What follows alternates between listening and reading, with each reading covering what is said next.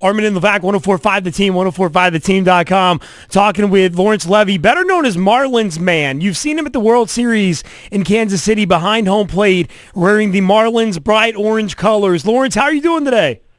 Great. How are you? We're doing well, and I got to tell you, in college, I went to Texas Tech, and I painted up in red and black paint for every single game, and to this day, I don't have a very strong voice because I just ruined my vocal cords in 4 years. So as a fellow fanatic, I just want to tell you, man, I love I think your bit is great. I think what you do is so freaking, number one, it's entertaining, and number two, I mean, you kind of have like a dream gig, man, just being able to go to sporting events.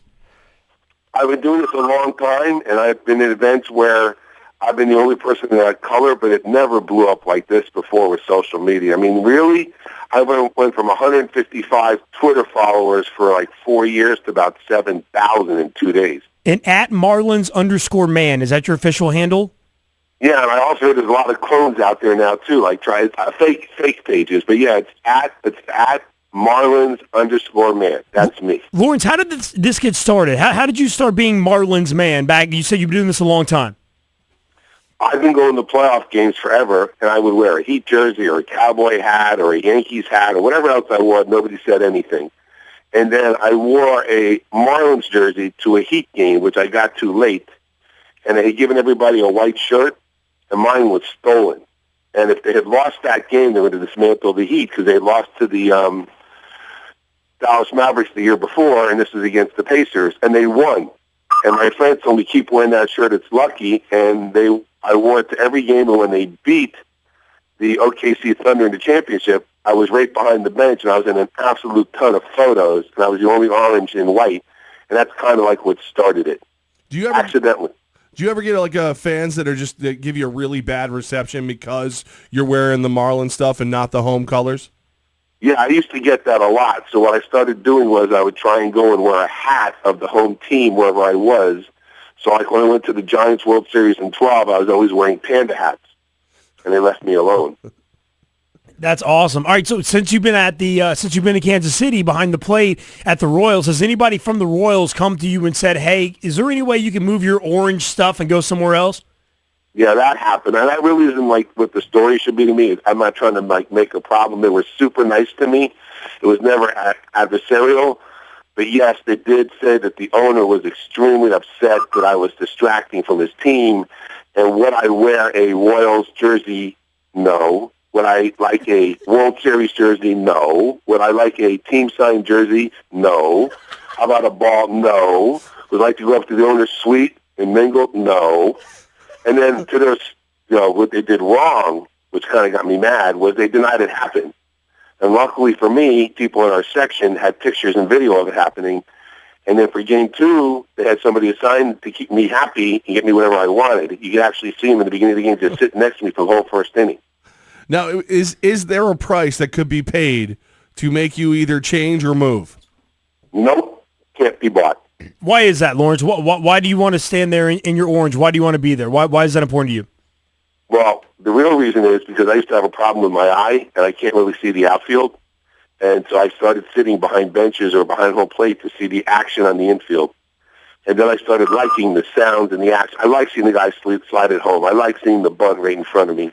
And I wouldn't move. And luckily, I have the financial ability to do what I want to do. And I made a decision a few years ago to start living my life the way I want to live it and make me happy instead of making everybody else happy.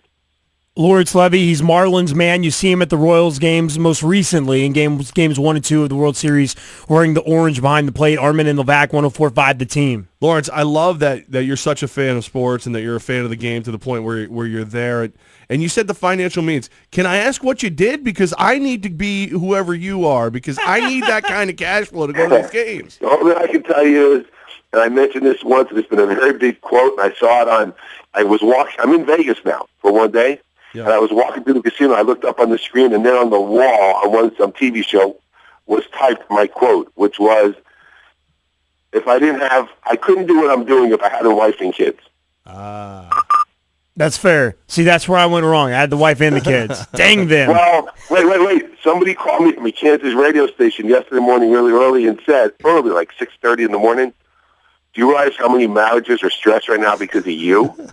Well, So what did I do? You're living the Look, dream, Every guy Lawrence. said to their wife in the morning, if I didn't marry you and pay for those kids to go to college, I could have been sitting behind the home plate too. Lawrence, I got to tell you, as somebody who was married and got unmarried, it doesn't get cheaper. Well, I never had that overhead. Well, ever. I'm saying that's your line back to them next time. Like I talked to a guy in Albany, he told me it's just as expensive to get out of a marriage as it is to stay in one. Well, some of my friends who divorced said it's worth the price. That's true as well. Lawrence Levy, he's Marlins Man in the orange. All right, Lawrence, are we going to see you in San Francisco? Are you going to be there for games 3, 4, 5? I'm there tonight for Game 3. Okay. The problem I have is I already have tickets to Pitbull and Enrique Iglesias on Saturday and the Dolphins-Jaguar game in Jacksonville Sunday. And I don't know, because I'm bringing people, if I want to strand and abandon them or just simply go tonight, go back to Florida, and then go to Kansas City if there's a game 6 and 7. Yeah, that's a tough problem to have. You a Pitbull fan? Yes, a lot. Really? Is that your jam? Is that, I mean, like when I you're... like Pitbull a lot. How are you going to stand out at a Pitbull concert? Like I know the orange keeps you out for Oh, yeah, sporting guess events. what? I'll be wearing Marlins jersey to the Pitbull concert for sure. I read that you have 6 of the same outfit. Is that accurate? I actually have 5. I donated one to charity so they could sell it to raise money for the Make-A-Wish Foundation. Oh, that's awesome. Have you? I mean, I gotta wonder. I did that in 12 when I was asked to do that after the Giants won, because I went to 6 elimination games for the Giants and they won all 6.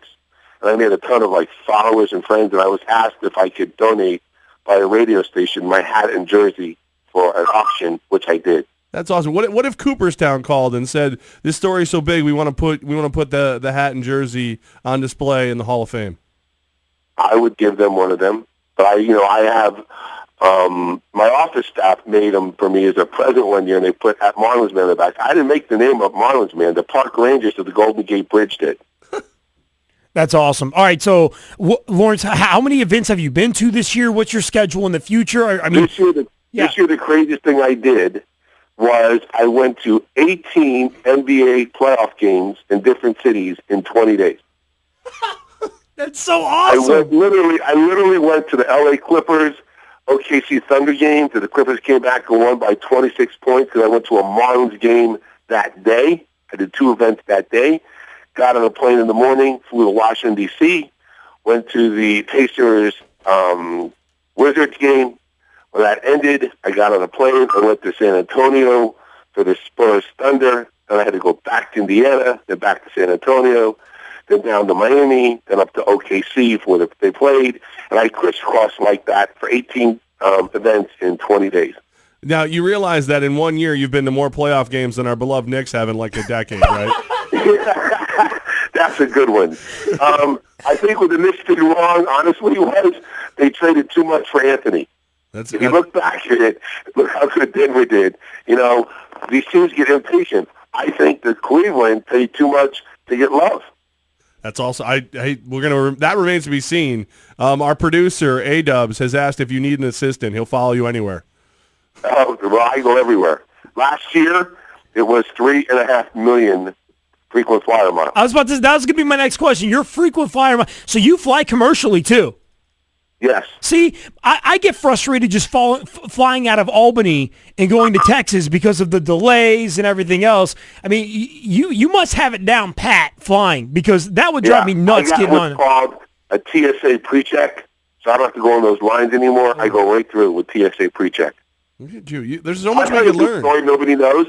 When I flew to Vegas yesterday, when I got in line at the airport in Kansas City, they stopped scanning people, and the police officers and the TSA agents came and got in the line to take selfies with me. That's awesome. When does the book come out? Heard that. That's absolutely true. It's on the surveillance cameras.